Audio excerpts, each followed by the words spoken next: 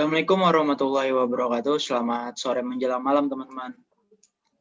Waalaikumsalam warahmatullahi wabarakatuh. Selamat sore menjelang malam semuanya. Selamat malam.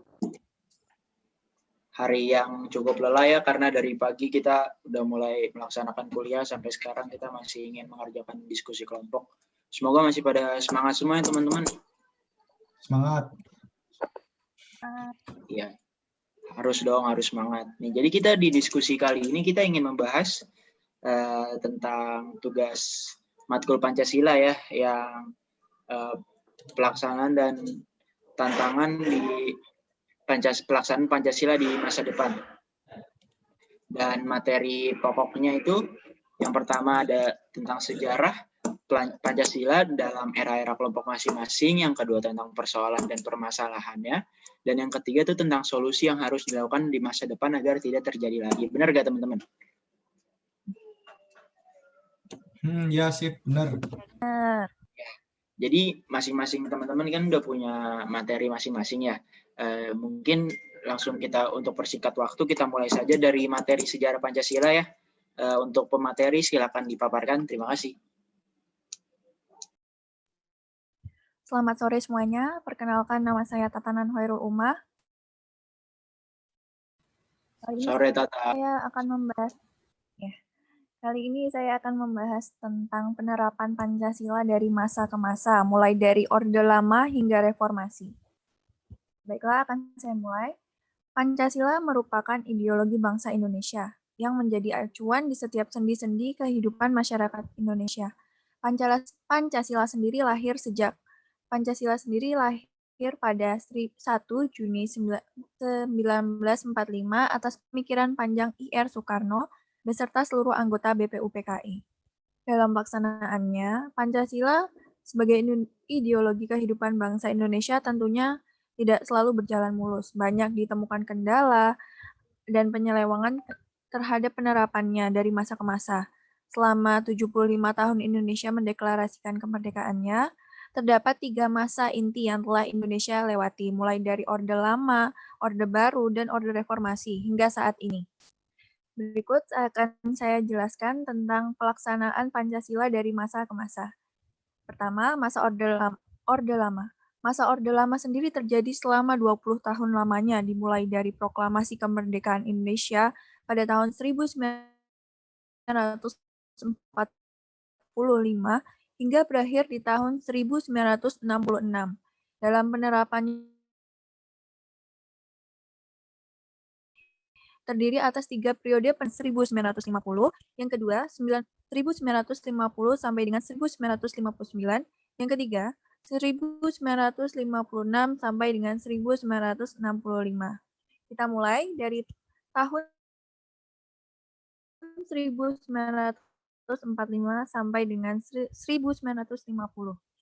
Pada masa ini merupakan masa awal-awal kemerdekaan, di mana terdapat beberapa oknum yang ingin sengaja mengubah ideologi Pancasila sebagai dasar hidup bangsa menjadi ideologi selain Pancasila melalui beberapa pemberontakan. Salah satunya adalah pemberontakan dari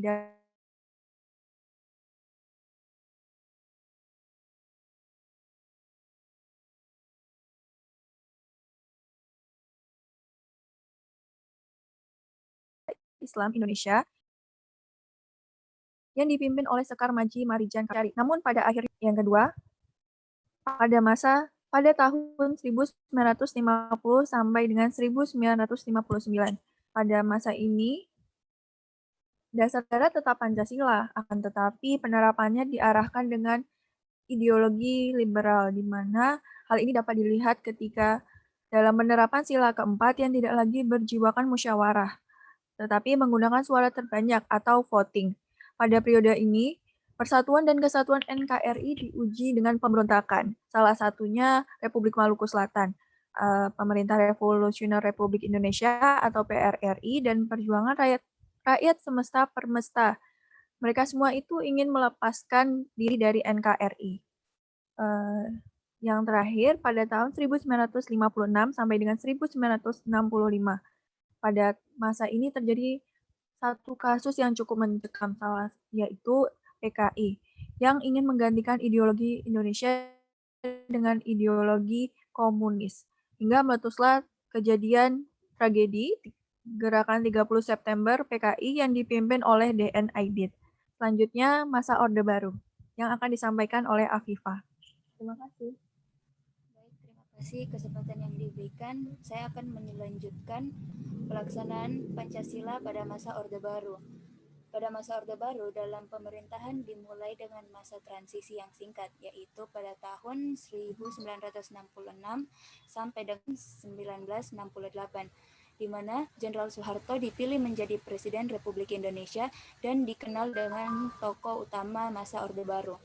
Di era ini, membawa konsep demokrasi Pancasila. Soeharto dengan powernya mampu membubarkan PKI dari kancah politik Indonesia yang cukup mengancam stabilitas nasional. Soeharto memberikan secerca harapan kepada masyarakat akan penerapan Pancasila sesuai dengan semestinya. Akan tetapi, pada kenyataannya, antara masa Orde Lama dan masa Orde Baru sama saja. Sistem pemerintahan pun tetap bersifat diktator. Selanjutnya, masa reformasi. Pada masa ini, keinginan untuk mengubah ideologi sudah menipis. Hal ini dikarenakan masyarakat lebih dihadapkan dengan gaya hidup bebas yang mengikuti perkembangan zaman karena pengaruh globalisasi. Masyarakat, terutama generasi muda, tidak terlalu memperdulikan penerapan Pancasila dalam kehidupannya, sehingga dikhawatirkan jika munculnya kehadiran ideologi lain yang berhasil disusupi oleh kemajuan teknologi saat ini, dan berhasil menaruh hati kepada generasi muda. Ya baik, itulah tadi pelaksanaan Pancasila dari masa ke masa, mulai dari masa Orde Lama hingga masa reformasi. Oke, terima kasih dari pemateri untuk Saudari Tata dan Afifah. Ya, materinya sangat bagus ya menjelaskan tentang sejarah Pancasila itu berasal diawali dengan terjadi hampir tiga orde ya, perubahan ada Orde Lama, Orde Baru, dan masa reformasi. Orde Lama itu tadi disebutkan terjadi selama 21 tahun dari 1945 sampai 1966. Dan di tahun segitu pun padahal Indonesia baru merdeka, tetapi ada aja oknum yang ingin membubarkan, ingin mengganti ideologi negara. Kan sebenarnya dari awal tuh, dari sejak merdeka itu sebenarnya udah ada ancaman dari dalam negeri kan. Nah, dari Orde Baru juga, Orde Baru terdapat gerakan G30 SPKI yang ingin membantai semua pesantren di Jawa Timur, di Madiun. Itu kan sangat prihatin sekali, tidak mencerminkan sila pertama itu ketuhanan yang Maha Esa. Dan masa reformasi untungnya sudah tidak terjadi terlalu banyak gerakan yang untuk mengubah ideologi bangsa, tetapi masih ada ancaman sampai saat ini pun masih banyak ancaman yang untuk mengubah ideologi bangsa. Untuk itu sih bagus banget materinya. Bagi Adenata atau Revi mungkin ada tambahan untuk sanggahan untuk materi ini. Terima kasih.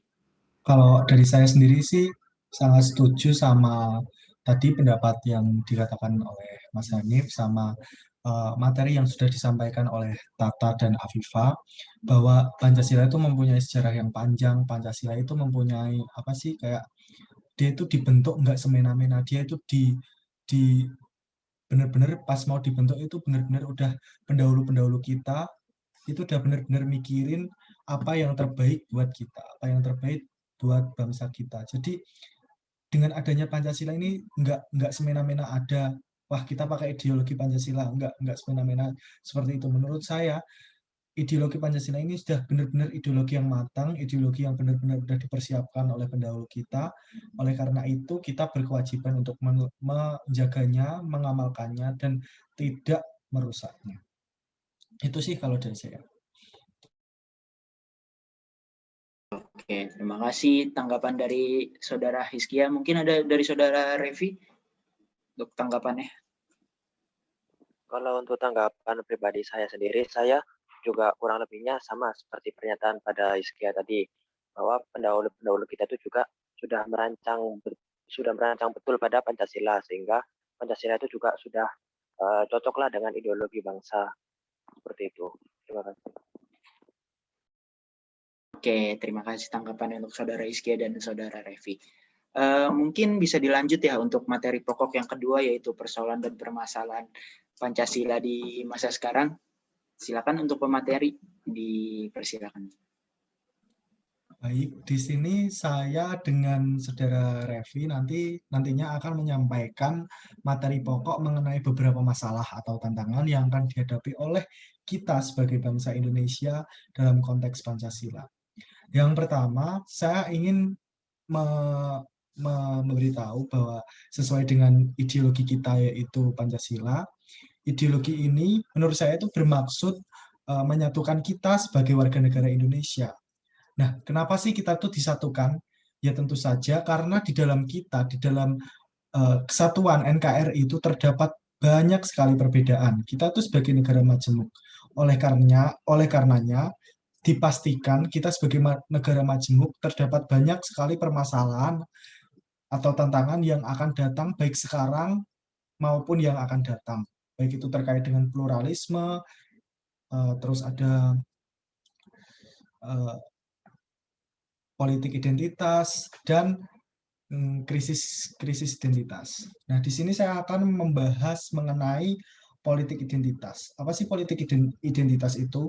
Di Indonesia sendiri, politik identitas itu sesuatu yang dikaitkan dengan masalah etnisitas, agama, ideologi, dan kepentingan lokal yang diwakili oleh orang-orang tertentu.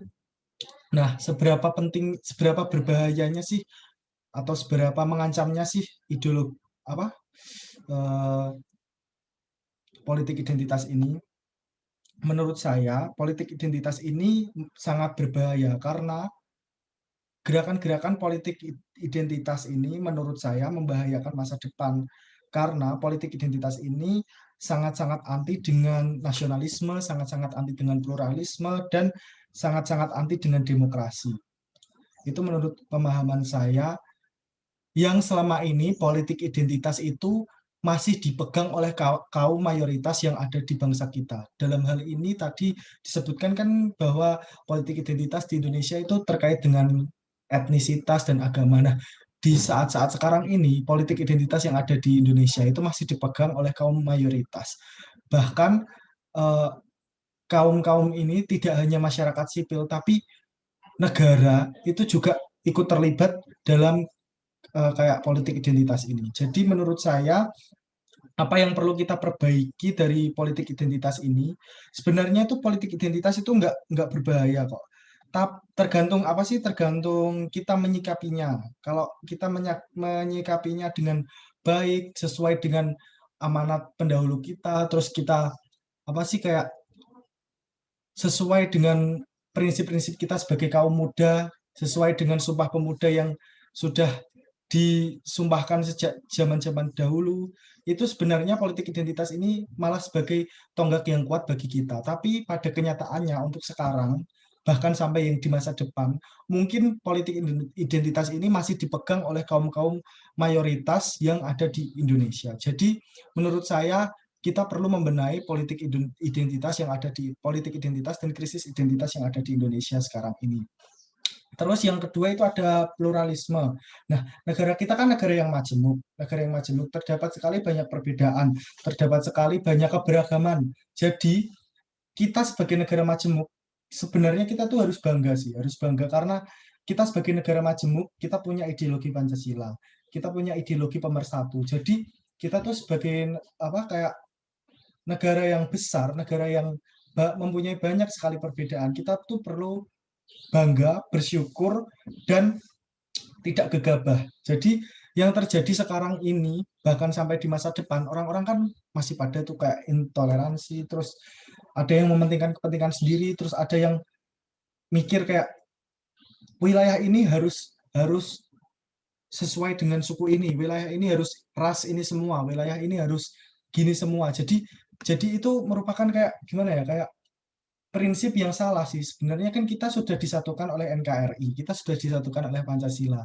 Jadi kita itu sudah suatu kemajemukan yang besar di dalam kita. Jadi kita tuh harus bisa menghargai semua perbedaan yang ada. Jadi kalau untuk sekarang ini ancamannya yaitu tadi ada kasus-kasus intoleransi, terus penolakan terhadap kaum atau ras atau agama tertentu, itu kasus atau ancaman bahkan tantangan yang terjadi sekarang ini atau bahkan mungkin hingga sampai masa depan. Karena masa depan itu kita sudah masuk ke era globalisasi, kita sudah masuk ke era digitalisasi, di mana informasi dengan cepatnya menyebar dan kita dapat mudah sekali menerima berita-berita yang kita tidak tahu apakah berita itu benar atau tidak, atau bahkan berita itu mencuci pikiran kita, mencuci otak kita untuk bisa mengikuti suatu golongan atau aliran tertentu. Jadi kita perlu waspada dan kita perlu mempersiapkan semuanya itu. Terus yang selanjutnya adalah masalah terkait hak asasi manusia. Kenapa sih saya berbincang mengenai hak asasi manusia? Karena di hak asasi manusia ini banyak sekali dari dulu sampai sekarang malah itu masih terdapat banyak sekali kayak pelanggaran, terus kayak gimana, kayak diskriminasi. Bahkan itu mungkin menurut saya bisa terjadi sampai ke masa depan. Mengapa demikian? Karena permasalahan mengenai hak asasi manusia ini sepertinya kayak kalau menurut saya itu permasalahan yang tidak ada habisnya. Jadi kayak semakin ke sini orang-orang akan semakin individualis. Kayak orang-orang bakal mementingkan mementingkan dirinya sendiri. Jadi menurut saya nanti bakal ke depan, masa depan itu masalah HAM malah akan banyak sekali terjadi. Contohnya kayak kalau di Indonesia ini kayak yang sekarang-sekarang ini terjadi itu melarang orang lain untuk beribadah sesuai dengan agamanya. Padahal itu sudah dijamin oleh undang-undang, sudah sesuai dengan sila di Pancasila, terutama sila pertama yaitu ketuhanan mahasiswa, ketuhanan yang Maha Esa.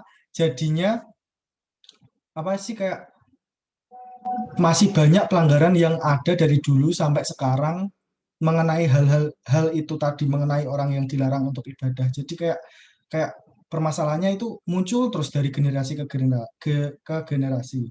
Yang selanjutnya yaitu ada melakukan tindakan korupsi. Nah, ini sering terjadi di Indonesia. Bahkan menurut saya ini sudah kayak penyakit yang turun-temurun, sudah sejak zaman dulu sampai sekarang, bahkan sampai masa depan itu selalu ada. Kenapa demikian? Karena kayak gimana ya? Ya seperti yang saya bilang tadi, kayak kalau orang-orang semakin kesini semakin mementingkan dirinya sendiri. Dia nggak mikir kepentingan orang lain, dia nggak mikir kayak orang-orang lain itu nasibnya kayak gimana. Jadi dia dengan beraninya melakukan tindakan korupsi. Terus ada juga menyebarkan berita palsu tadi. Menyebarkan berita palsu juga termasuk pelanggaran hak asasi manusia menurut saya. Terus ada juga melarang orang menggunakan hak pilihnya, itu juga kayak termasuk pelanggaran hak asasi manusia. Itu tidak sesuai dengan sila keempat di Pancasila. Kayak gimana ya, zaman-zaman sekarang atau bahkan di masa depan orang-orang itu bakal semakin licik, semakin kayak nggak peduli satu sama lain. Jadi apapun dia lakukan biar dia menang kayak gitu. Terus ada lagi di sila kelima yaitu keadilan sosial bagi seluruh rakyat Indonesia. Di Indonesia dari dulu itu menurut saya hukumnya itu sudah tajam ke bawah dan tumpul ke atas. Mengapa demikian? Karena kita bisa lihat kasus-kasus hukum yang ada di Indonesia. Kenapa sih orang-orang biasa, orang-orang yang notabene kaum menengah ke bawah itu kalau melakukan kejahatan, ya emang kejahatan itu harus dituntaskan ya, dibebaskan. Tapi kenapa sih kalau kita lihat kejahatan yang dilakukan oleh orang menengah ke bawah itu lebih cepat tertangkapnya daripada orang-orang yang menengah ke atas atau bahkan orang-orang yang mempunyai jabatan. Jadi menurut saya itu hukum lebih tajam ke bawah daripada tumpul ke atas. Jadi kayak misal ya orang-orang di desa seperti biasa ada yang mencuri kayu gitu langsung bisa ditangkap, langsung bisa dipenjarakan, langsung bisa dihukum, langsung bisa dipidana.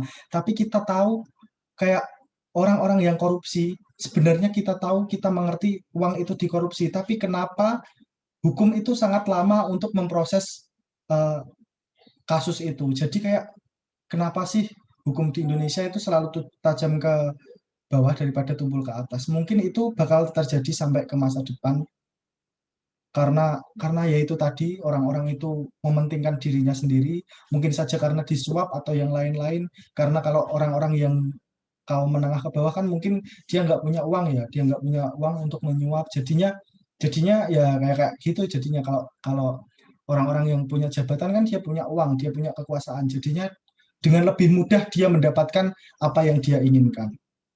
Terus yang selanjutnya itu mengenai ancaman, enggak ancaman sih, ini lebih ke tantangan kepada diri kita. Bagaimana sih kita hidup sebagai orang Indonesia? Bagaimana sih kita melakukan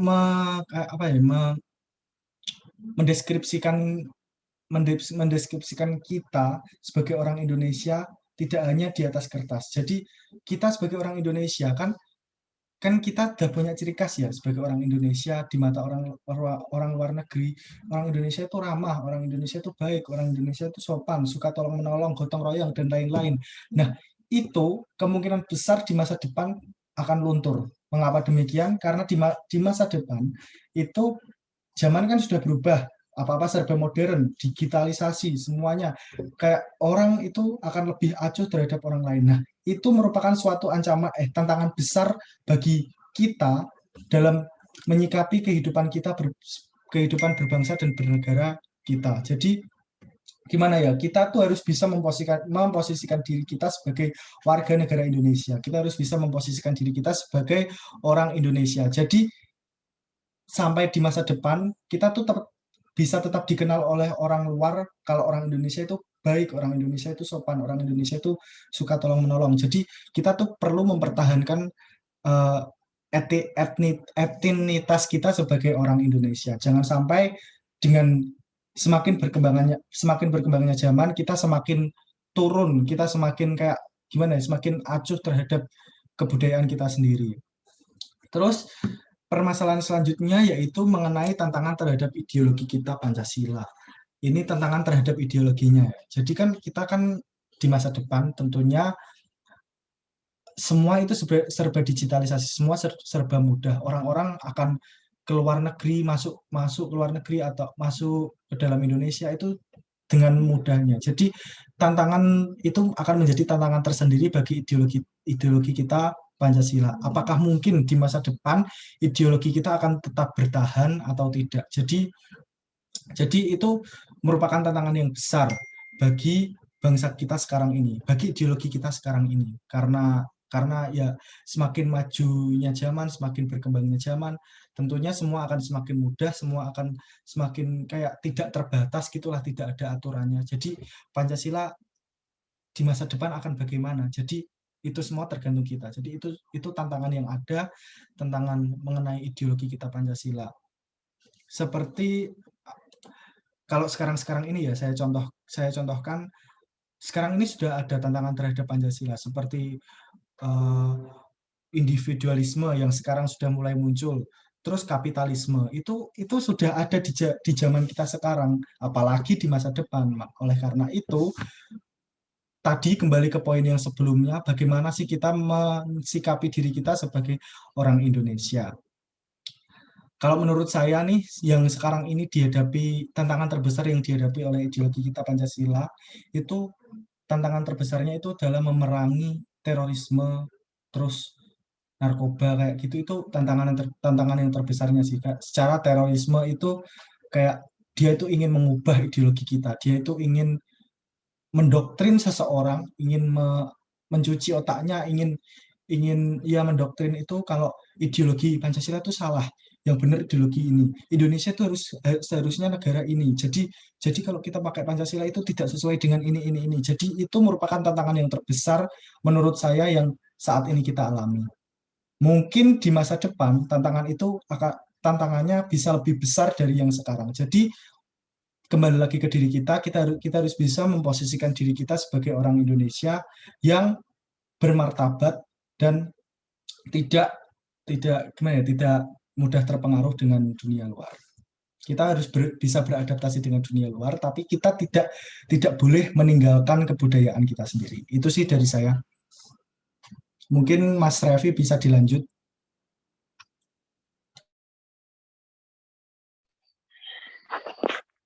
Iya, di sini saya Revi Dirangayuda Pratama akan menambahkan ya beberapa persoalan atau masalah dan juga tantangan yang akan muncul pastinya di masa depan atau masa yang akan datang. Yaitu diantaranya yang pertama ada perpecahan antar umat beragama.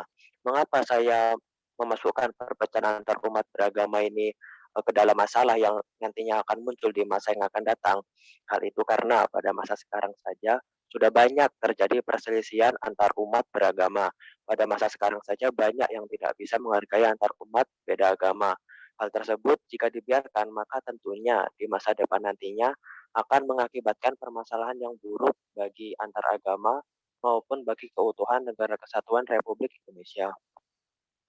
Kita tahu bahwa permasalahan agama merupakan permasalahan yang cukup vital dan cukup mengancam keutuhan Negara Kesatuan Republik Indonesia.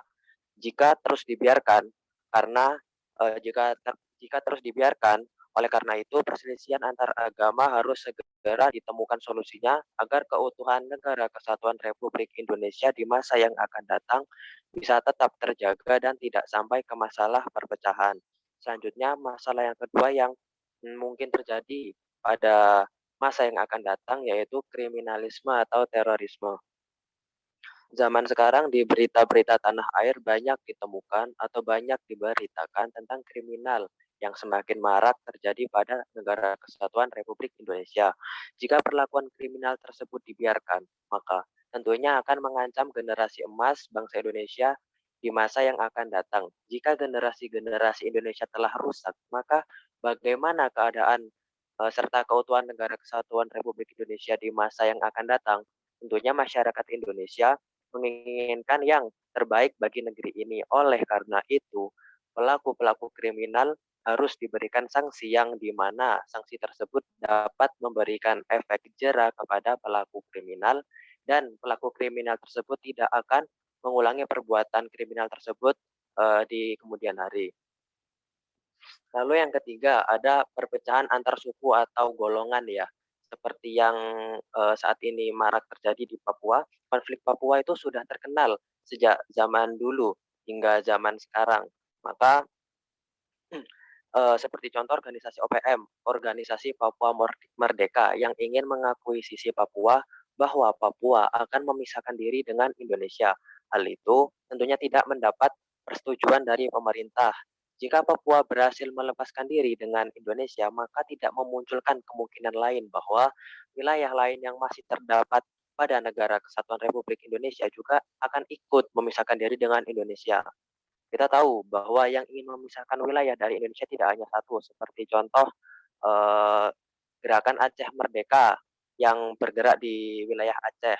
Namun Indonesia tidak memberikan Aceh bisa memisahkan dirinya dari Indonesia. Hal itu seperti yang telah saya ucapkan tadi. Apabila ada wilayah lain yang ingin memisahkan dirinya dengan Indonesia dan berhasil memisahkan dirinya dengan Indonesia, maka akan ada wilayah lain lagi yang ingin lepas dari keutuhan NKRI. Jika dibiarkan, maka keutuhan Negara Kesatuan Republik Indonesia pastinya akan menjadi masalah atau bahkan bisa terpecah belah. Oleh karena itu, wilayah Papua dan Aceh sampai saat ini masih ketat akan penjagaan tentara negara Indonesia serta mendapat sorotan yang lebih dari pemerintah. Jika hal tersebut seperti halnya wilayah yang ingin memisahkan diri dengan NKRI dibiarkan, maka tentunya keutuhan NKRI akan terancam di masa yang akan datang. Oleh karena itu, dibutuhkan solusi yang tepat untuk menyelesaikan masalah tersebut agar keutuhan NKRI bisa tetap terjaga di masa yang akan datang. Selanjutnya ada tanggapan saya ya mengenai Pancasila pada zaman sekarang. Zaman sekarang itu banyak kayak pemuda-pemudi lah istilahnya yang hanya hafal sila-sila dalam Pancasila saja, namun mereka tidak bisa menerapkan butir-butir yang terdapat dalam Pancasila yang di mana butir-butir tersebut merupakan kayak kepribadian bangsa Indonesia sendiri yang di mana bisa diterapkan di masa yang akan datang atau bisa melindungi Indonesia dari berbagai masalah seperti terpecah belahnya NKRI di masa yang mendatang. Kita masuk kepada sila yang pertama, ketuhanan yang Maha Esa. Dalam ketuhanan yang Maha Esa ini terdapat beberapa butir-butir yang dijelaskan dalam sila ini. Di antaranya yang pertama, bangsa Indonesia menyatakan kepercayaannya dan ketakwaan kepada Tuhan Yang Maha Esa. Jadi Indonesia mengakui bahwa masyarakatnya itu seperti mengakui Tuhan Yang Maha Esa. Jadi tidak boleh mereka itu menganggap Tuhan itu ada 2, 3, 4, atau 5. Itu tidak boleh. Lalu yang kedua, ada membina kerukunan atau toleransi di antara sesama umat beragama. dan kepercayaan terhadap Tuhan Yang Maha Esa. Lagi-lagi menyinggung soal toleransi. Pada zaman sekarang sering terjadi seperti pertempuran lah antar agama, boleh dibilang konflik antar agama, yang dimana konflik ini juga sangat vital karena membawa agama dan keutuhan NKRI. Jika konflik ini dibiarkan, maka keutuhan NKRI juga akan terpecah belah. Seperti contoh, ada si Amar yang tidak sudi, ada si tidak sudi si Kristo beribadah pada hari Minggu. Maka Amar membujuk si Kristo tersebut, kamu jangan beribadah di situ karena di situ gini itu nggak boleh. Kan itu juga hanya si Kristo sendiri karena dia juga beragama Kristen mungkin ya. Oleh karena itu kita sebaiknya toleransilah, menghargailah kepada umat agama yang lainnya. Sedangkan untuk sila yang kedua, kemanusiaan yang adil dan beradab, di sini kita lebih untuk mengakui persamaan derajat ya, persamaan hak, kewajiban, hak asasi manusia seperti yang dijelaskan pada poin-poin Iskia tadi, juga jangan membedakan suku, keturunan, agama, ras, dan budaya. Mengapa gitu? Indonesia terdiri dari beribu-ribu pulau. Keragaman sukunya juga sangat berlimpah, ras juga sangat berlimpah, dan budaya juga sangat berlimpah. Nah, karena ras, suku, dan budaya inilah Indonesia bisa terkenal di kancah internasional gitu. Oleh karena itu kita harus bisa istilahnya menjagalah budaya tersebut supaya tidak diklaim negara lain, seperti halnya pulau yang Sipada dan Likitan yang berhasil diklaim Malaysia, dan saat ini kabarnya batik juga akan menuju klaim lah dari Malaysia, tapi kita juga tidak tahu. Oleh karena itu kita harus sebisa mungkin, semaksimal mungkin menjaga kebudayaan NKRI tidak bisa diklaim negara asing atau negara tetangga. Sedangkan yang sila ketiga, persatuan Indonesia. Di sini persatuan Indonesia itu kita lebih mengembangkan rasa cinta kepada tanah air atau biasa disebut nasionalisme ya. Kemudian ada sanggup dan rela berkorban untuk kepentingan negara dan bangsa, dan juga memelihara ketertiban dunia yang berdasarkan kemerdekaan, perdamaian abadi, dan keadilan sosial yang tentunya tercantum dalam pembukaan UUD 45. Kemudian, saya akan membahas sila keempat ya, kerakyatan yang dipimpin oleh hikmat kebijaksanaan dalam permusyawaratan perwakilan. Sesuai dalam sila tersebut, permusyawaratan, berarti musyawarah. Sila ini lebih ke musyawarah gitu kan. Kita mengutamakan musyawarah dalam mengambil keputusan untuk kepentingan bersama. Katakanlah seperti ini, dalam pemilihan RT lah, atau mungkin lebih minimnya lagi ketua kelas dalam kelas. Kita jangan langsung ambil voting gitu. Kita lebih baik ambil opsi musyawarah lah untuk menggapai suatu mufakat, yang dimana musyawarah tersebut juga merupakan kan salah satu kepentingan opsi yang terdapat pada Pancasila.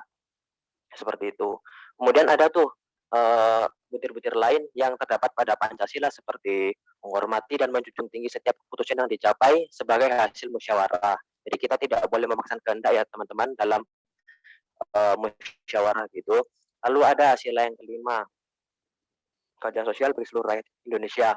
Nah, di sini tuh kita lebih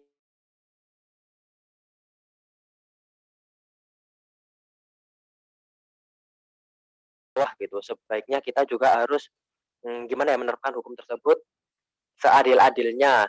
Jadi jika rakyat susah, maka yang atas juga susah. Jangan bisa dikatakan seperti ada salah satu rakyat biasalah menengah ke bawah yang mencuri mencuri kayu atau mungkin ayam gitu kan. Namun warga tersebut dihukum layaknya kriminal yang berkelas gitu. Tidak boleh lah. Sedangkan kita lihat pada sisi pejabat yang korupsinya itu sekitar triliunan lah, miliaran gitu kan. Kok cuman ditahan sekitar 5 tahun, 4 tahun, kan juga setara tuh sama rakyat biasa tadi yang mencuri ayam. Namun setara itu bukan setara seperti itu. Maksudnya setara itu setara jika yang dilakukan masyarakat biasa tadi kecil, maka hukumannya juga kecil. Jika pejabat tersebut korupsi dengan dana yang besar, maka hukumannya seharusnya juga besar gitu kan. Kita lihat dalam konteks pejabat itu korupsi miliaran atau bahkan triliunan rupiah gitu. Pejabat tersebut diberikan hukuman seperti 4 tahun penjara, seperti yang saya ucapkan tadi kepada masyarakat kecil tadi yang juga dihukum 4 tahun penjara. Nah, 4 tahun penjara itu dari masyarakat kecil tadi tidak mendapatkan seperti layaknya potongan masa tahanan. Sedangkan yang pejabat ini juga mendapat potongan masa tahanan lah. Apa keadilannya itu di mana gitu kan? Oleh karena itu saya menganjurkan ke depannya keadilan ini segera ditegakkanlah, tajam ke atas juga tajam ke bawah. Jangan malah tumpul ke atas tajam ke bawah. Kasihan rakyatnya, bahkan sendiri kan negara Indonesia itu kekuasaan tertinggi berada di tangan rakyat kan, bukan berada di tangan pejabat.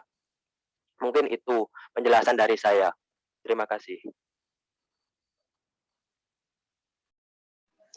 Wah, penjelasan yang sangat lengkap dan sangat menarik ya sebenarnya untuk kita bahas lagi tentang persoalan dan permasalahan Pancasila di masa sekarang dan ancamannya di masa depan. Tadi disebutkan oleh Saudara Hizkia, ada terdapat beberapa ancaman yaitu seperti pluralisme, politik identitas, kasus intoleransi, pemisahan wilayah untuk luar negara, melarang agama lain untuk beribadah, korupsi, hoaks, itu semua adalah hal ancaman-ancaman yang berbahaya, tidak ada kesetaraan, beda yang ini lebih bahaya, yang ini lebih, ini semuanya sama namanya ancaman itu untuk memisahkan sesuatu dari sesuatu ini. Nah, makanya saya setuju banget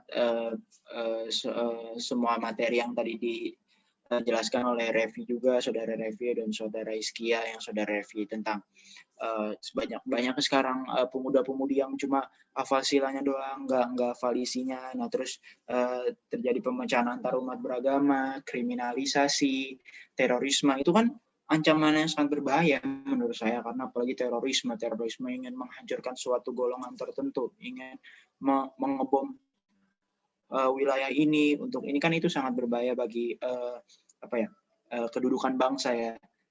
Jadi saya menanggapi ini sangat harus kita lawan, harus kita sikapi sebagai warga, walaupun kita sebagai warga negara biasa, kita tidak mempunyai jabatan memang di negara ini, tapi seenggaknya kita berkontribusi untuk melawan ketidakadilan, melawan keberbedaan yang ingin menjatuhkan suatu ideologi, itu kita harus kita lawan. Menurut saya sih itu. Mungkin ada Saudari Afifah atau Saudari Tata yang ingin menambahkan. Ada? Oh, mungkin nggak ada ya, jaringannya kurang bagus. Oh, atau Afifah. Oke, Saudari Afifah boleh. Dipersilakan. Saya mau sedikit menambahkan, beberapa waktu lalu itu ada di daerah saya ada oknum penegak hukum yang melanggar tertib lalu lintas. Nah, oknum ini tidak ditahan ataupun diberi sanksi, padahal kan ini sangat berbahaya dan bahkan dapat membahayakan pihak lain. Sedangkan jika hal serupa terjadi kepada masyarakat biasa, biasanya itu akan ditahan atau bahkan didenda ratusan sampai jutaan rupiah. Menurut saya ini sama saja melanggar Pancasila sila kelima seperti yang dikatakan tadi oleh Saudara Revi dan Saudara Hizkia, di mana hukum di negara ini masih tajam ke bawah dan tumpul ke atas. Nah, pejabat penting ini merasa diberi kebebasan sehingga dia menyepelekan hukum yang ada di negara ini. Hal ini menandakan bahwa negara ini belum diterapkan sepenuhnya dan seadil-adilnya. Terima kasih. Oh iya, dari pernyataan Afifah tadi saya juga ingat sedikit sih. Maksudnya kan ada pejabat yang ditangkap tapi kayak dibiarin juga. Ini juga kasusnya itu terjadi di kehidupan kita masing-masing. Pastinya kita tahu kan, kalau kita punya teman yang anaknya, ya mungkin ini dari kalian, mungkin anaknya pejabat, anaknya polisi, anaknya ini, kalian bisa bebas tilang, atau kalau kalian misal ditilang, kalian tinggal bilang, aku anaknya ini loh, aku anaknya ini. Nah, itu masih sering banget terjadi di Indonesia, dan itu kayak mereka kayak masih dibiarkan, masih kayak gimana ya, mungkin di beberapa daerah, mungkin di kota-kota besar mungkin sudah tarafnya sudah oke lah, udah nggak boleh ada kayak gitu-gituan, tapi kita tidak boleh menutup mata pada satu daerah saja. Kita harus bisa melihat ke seluruh daerah kita yang ada di Indonesia. Di daerah saya sendiri hal itu masih sering terjadi. Jadi ya kalau dia anaknya pejabat, nggak mungkin anaknya pejabat, anaknya polisi, terus dia ditilang. Karena saya pas itu pernah saya ikut boncengan kayak gitu sama teman saya, dan pas ditilang dia cuma bilang gini, saya anaknya ini, terus polisnya bilang oh ya udah lanjut. Nah itu saya dari situ langsung bilang oh jadi kayak gini hukum di Indonesia, jadi kayak gini. Itu menandakan bahwa masih lemahnya hukum di Indonesia. Kalau hukum di Indonesia lemah, itu juga mencerminkan ideologi kita Pancasila yang belum teramalkan dengan semaksimal mungkin. Jadi mungkin eh, itu menjadi tantangan juga buat bangsa kita ke depannya, itu menjadi PR bagi bangsa kita ke depannya untuk membenahi semua yang ada saat ini, agar di masa depan ancaman-ancaman yang tadi sudah disebutkan itu bisa terminimalisir. Itu sih menurut saya. Terima kasih. Wah, itu sih menurut saya. Sebelumnya tanggapannya bagus ya untuk Saudari Afifah dan Saudari Iskia, dan saya percaya itu masih banyak banget hal yang walaupun kita bilang kayak sepele lah ya, kayak dia hanya punya jabatan, walaupun ya emang jabatan dia itu tinggi, tetapi ya itu lagi kita harus mempunyai kita harus menjunjung tinggi itu kesamaan di depan hukum oleh semua masyarakat, walaupun dia orang pejabat tinggi, dia walaupun presiden pun kalau misalkan salah harusnya kan dihukumkan, ya nggak sih? Nah mungkin itu sih hal-hal yang harus kita perhatikan, harus kita lawan, harus kita sadar diri kalau misalkan kita melakukan hal itu salah, kita melakukan hal ini salah. Yang harus kita lakukan adalah menjaga ideologi bangsa kita, dasar negara kita, yaitu Pancasila. Terus Saudari Tata mungkin tidak ada tambahan ya?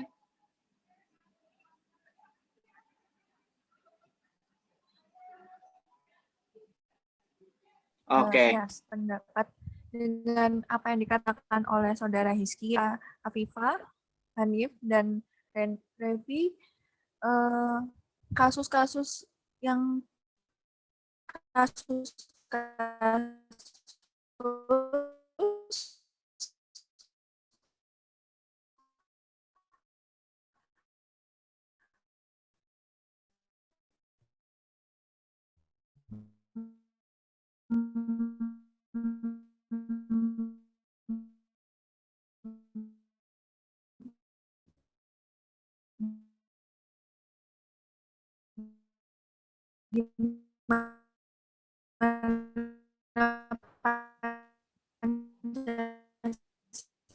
Pancasila dan undang-undang tidak diterapkan itu masih banyak terjadi ya. Di satunya yaitu korupsi, intoleransi. Saudari Tata mungkin terkendala masalah sinyal ya, itu mungkin ya nama kita online, terdapat beberapa daerah-daerah yang mungkin sinyalnya kurang baik atau apa, ya itu harus kita maklumi teman-teman. Mungkin kita lanjut aja kali materi ketiganya ya, dengan saya sendiri sebagai pembawa materi. Oke, saya ingin memaparkan materi saya. Jadi materi pokok Pancasila yang ketiga adalah solusi yang sebaiknya diambil agar tidak terulang kembali di masa depan. Menurut saya, Pancasila itu merupakan dasar negara Indonesia yang mempunyai 5 asas dan memiliki arti masing-masing. Tetapi, banyak sekali masyarakat yang menganggap remeh tentang arti 5 asas tersebut. Dari tadi Saudara Revi sudah menjelaskan sangat lengkap itu nilai-nilai yang terkandung dari asas-asas Pancasila yang tadi sudah kalian semua dengarkan. Nah, padahal 5 asas tersebut itu sebagai gambaran perilaku WNI saat ini menurut saya. Solusi yang harus dilakukan agar sebagai WNI menjadi pribadi yang lebih menghargai jasa para pahlawan dan mengerti maksud dari 5 asas Pancasila sehingga dijadikan pedoman hidup sebagai warga negara Indonesia adalah satu nih. Faktor pertama adalah memperbaiki dari sektor pendidikan. Sektor pendidikan itu merupakan salah satu sektor yang perlu diperhatikan dan dijadikan sektor terpenting. Mengapa demikian? Karena pengenalan Pancasila yang lebih paham dan mengerti dari sektor pendidikan. Guru-guru maupun dosen-dosen yang sedang bekerja untuk memberi ilmu kepada murid-muridnya mempunyai tanggung jawab dan tugas yang sangat berat, memperkenalkan dan mengenalkan apa sih Pancasila itu. Pancasila bukan hanya terdiri dari 5 asas dan kita hanya menghafalnya tanpa menjadikan pedoman di lingkungan masyarakat saat ini. Sebagai contoh, sila kelima tentang keadilan sosial bagi seluruh rakyat Indonesia yang mempunyai arti bahwa sebagai sesama rakyat Indonesia kita tidak boleh berbeda hukum dong. Kita di mata hukum itu harus sama, maupun pejabat maupun rakyat biasa. Jangan menjadikan hukum sebagai tumpul ke atas dan tajam ke bawah. Orang-orang yang berkuasa mendapat perlindungan hukum hingga berlapis-lapis. Orang yang korupsi dilindungi oleh rekan kerjanya karena mempunyai jabatan yang sama-sama tinggi, dilindungi dengan hukum yang berlapis-lapis. Sedangkan rakyat biasa dihukum sampai menggunakan pasal berlapis-lapis. Padahal dia cuma nyuri kayu, tapi entah pasal ini diberi, sehingga hukumannya lebih banyak. Itu kan sangat tidak adil dan membahayakan negara sih. Nah, terus ini menunjukkan bahwa pelaksanaan Pancasila di masa kini sangat buruk dan belum mencerminkan bahwa Pancasila sebagai dasar negara. Yang kedua adalah kemampuan profesional yang tinggi. Kemampuan profesional dalam menyelesaikan persoalan merupakan hal penting. Dengan adanya globalisasi yang membawa keterbukaan di bidang ekonomi dengan segala implikasi persaingannya, penanganan masalah tidak dapat dilakukan secara amateristis dan bersifat coba-coba. Jika tidak ada kemampuan profesional yang tinggi, sangat bahaya nih untuk kelangsungan negara Indonesia. Karena banyak banget nih perusahaan asing yang masuk ke negara Indonesia sekarang dan mereka semua menaruh pekerjaan di sini semua dengan segala alat-alat kecanggihannya. Sedangkan kalau misalkan bagi warga negara Indonesia sendiri tidak mempunyai keahlian, tidak mempunyai profesional yang tinggi, maka kita akan menjadi penonton di tanah air kita sendiri. Ini tuh hal yang sangat miris dan menurut saya hal yang tidak boleh terjadi gitu loh. Karena bagaimanapun juga tanah Indonesia ini yang mempunyai hal yang perlu dilakukan adalah pada profesional tingkat menengah diperoleh melalui pendidikan kejuruan pada sekolah menengah dan pendidikan tinggi melalui program diploma, sarjana S1, S2, dan S3 maupun pendidikan non-gelar yang memberi keterampilan yang diperlukan atau spesialisasi. Pendidikan yang diberikan untuk meningkatkan profesionalisme di tingkat menengah dan tingkat tinggi ini harus mampu mengantisipasi kebutuhan akan keahlian dan keterampilan tertentu. Hal ini diperlukan dalam menghadapi persaingan bebas tersebut di atas, sehingga tidak boleh terpaku pada pendekatan konvensional saja di bidang pendidikan dengan hanya melihat kepada kebutuhan nasional dalam arti sempit. Yang ketiga, faktor ketiga adalah cinta tanah air. Sebagaimana generasi-generasi terdahulu berperan dalam menghadapi tantangan aman yang atas dasar rasa cinta tanah air yang mendalam, yang memberikan motivasi kuat untuk berjuang, maka rasa cinta tanah air yang mendalam ini juga menjadi motivasi bagi generasi muda sekarang dalam berjuang menghadapi tantangan zaman yang rumit ini, terutama generasi muda 45 dengan semangat juangnya yang tak kunjung padam telah menghadapi tantangannya di masa revolusi fisik dengan pengorbanan jiwa dan raga dalam skala besar. Makam para pemuda generasi 45 yang tersebar di seluruh tanah air, baik yang ada di Taman Pahlawan maupun di tempat-tempat lain, merupakan bukti fisik keikhlasan berbakti pada tanah air yang tidak ternilai harganya. Para generasi milenial juga harus meneruskan gerakan cinta tanah air nih dong. Umur-umur kita sekarang tuh kita harus menggerakkan gerakan milenial yang dilakukan oleh pejuang tahun 45 ini. Karena mereka menunjukkan bahwa NKRI adalah harga mati. Mereka mempertaruhkan nyawa dan hidupnya di atas kepentingan negara daripada pribadi. Jangan karena masuknya era globalisasi, semua hal secara praktis sehingga menghapuskan semangat juang 45 kita untuk mempertahankan NKRI dan dasar negara kita, yaitu Pancasila. Faktor terakhir atau solusi terakhir yang untuk mempertahankan agar tidak terjadi permasalahan di masa depan, yaitu iman dan takwa terhadap Tuhan Yang Maha Esa. Iman dan takwa terhadap Tuhan Yang Maha Esa membawa konsekuensi kepada pelaksanannya, ajarannya, mematuhi petunjuknya, dan menjauhi larangannya. Saya percaya dari 6 agama yang telah dilegalisasi di negara Indonesia ini mengajarkan hal yang baik, hal yang untuk menghormati agama lain, hal untuk menjadi pribadi yang bermanfaat bagi negara, maupun menjadi pribadi yang manfaat untuk golongan negara. Nah, tidak ada ajaran agama yang tidak menunjukkan hal yang tidak baik kan. Sehingga dalam menghadapi arus informasi canggih yang masuk ke ruang setiap rumah, seperti kita sedang online ini kan termasuk globalisasi ya, teknologi yang secara sudah bagus sekali udah. Nah, tetapi kita tidak boleh terlena kan, terutama yang datanya dari luar negeri dengan pola budaya yang berbeda, yang dampaknya tidak selalu positif. Maka iman dan takwa merupakan alat penepis yang ampuh bagi tiap-tiap insan Indonesia, sebagaimana tercantum dalam ajaran Tuhan Yang Maha Esa melalui agama masing-masing yang diperkuat oleh sila pertama Pancasila. Dengan demikian, iptek di Indonesia harus disertai iman dan takwa, dan sudut inilah pendidikan agama dan pendidikan Pancasila di sekolah amat penting fungsinya, yang pelaksanaannya disesuaikan dengan kemampuan persepsi anak didik, mulai dari sekolah dasar sampai dengan perguruan tinggi. Mungkin sekian materi ketiga yang saya paparkan. Ada sanggahan mungkin atau tambahan dari teman-teman sekalian yang ingin menanggapi, silakan dinyalakan mic-nya. Ya, untuk barusan tadi pemaparan materi dari Saudara Hanif juga sudah lengkap ya. Di sini saya bukan ingin berpendapat, saya ingin lebih menyadarkanlah kepada pemuda-pemudi milenial yang dimana kita itu sebagai harapan bangsa, kita itu sebagai generasi emas, kita itu harus bisa menjaga keutuhan negara kesatuan Republik Indonesia. Ingat pesan saya, kalian jangan hanya menghafal Pancasila, jangan hanya menghafal sekedar sila satu ketuhanan yang Maha Esa, sila kedua kemanusiaan yang adil dan beradab, sila ketiga persatuan Indonesia, sila keempat kerakyatan yang dipimpin oleh hikmat, kebijaksanaan dalam permusyawaratan perwakilan, dan sila yang kelima keadilan sosial bagi seluruh rakyat Indonesia. Kalian jangan semena-mena, jangan gimana ya istilahnya, jangan menghafal doang gitu loh. Kalian jangan menghafal tok gitu. Amalinlah dalam perbuatan kalian. Kalian amalin setiap amalan sila-sila tersebut ke dalam kehidupan kalian. Jadi kalian bisa menjaga keutuhan NKRI sebagaimana pada butir-butir yang terdapat pada Pancasila tersebut. Mungkin itu saja penyampaian dari saya. Oh ya, makasih Saudara Refli atas tanggapannya. Mungkin ada teman lain yang ingin menanggapi. Saya sih nggak menanggapi sih, lebih ke kayak closing.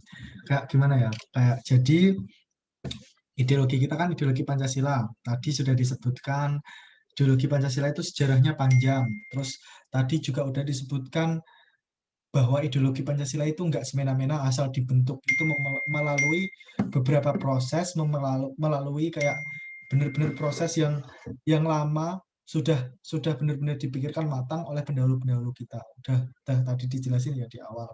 Terus di dalam kehidupan kita sekarang hingga masa depan, mungkin ideologi Pancasila memiliki banyak ancaman atau tantangan-tantangan yang tadi sudah dijelaskan. Terus gimana cara kita mengatasi tantangan-tantangan tadi juga sudah dijelaskan. Nah, di sini tuh saya lebih ingin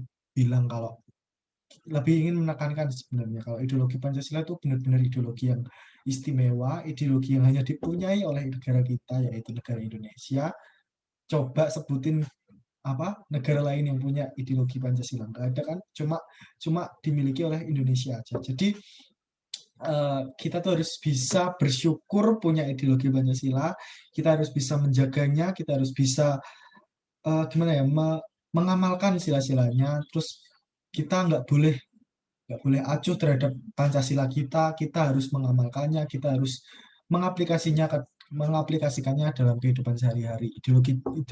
Percaya deh, ideologi kita itu ideologi yang istimewa, ideologi yang hanya satu di dunia, dan orang-orang itu pada kagum dengan kita karena kita sebagai negara besar bisa hidup rukun, bisa kayak harmonis, ditambah lagi kita punya ideologi yang mendukung semua itu. Jadi kayak gimana ya, kayak kita tuh harus benar-benar bersyukur, kita harus bisa menjaganya, melestarikannya hingga sampai ke anak cucu cicit kita semuanya.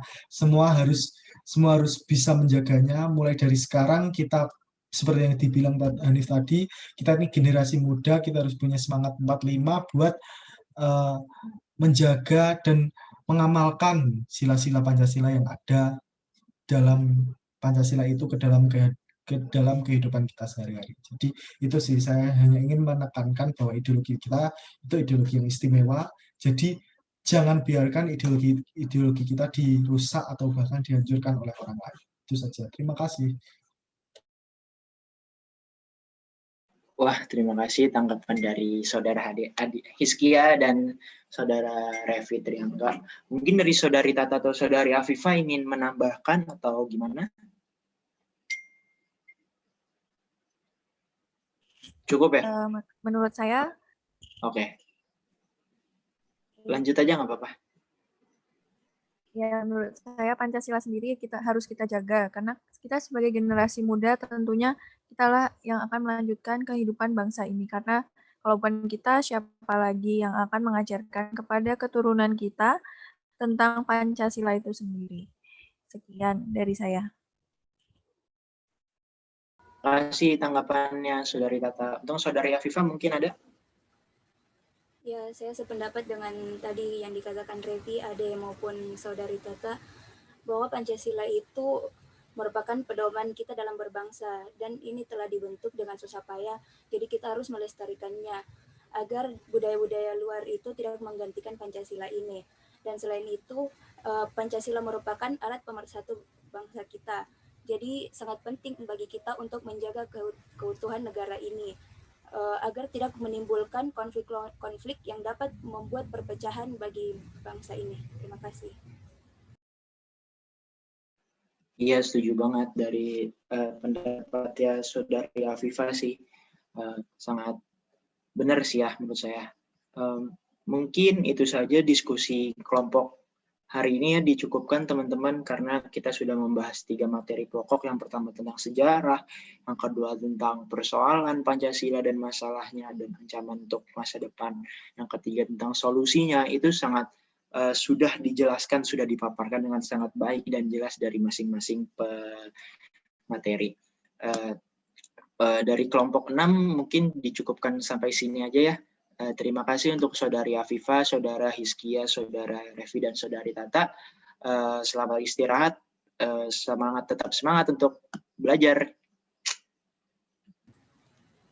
Oke, semangat Terima semuanya. kasih. Selamat sore. Iya. Terima kasih. Terima kasih.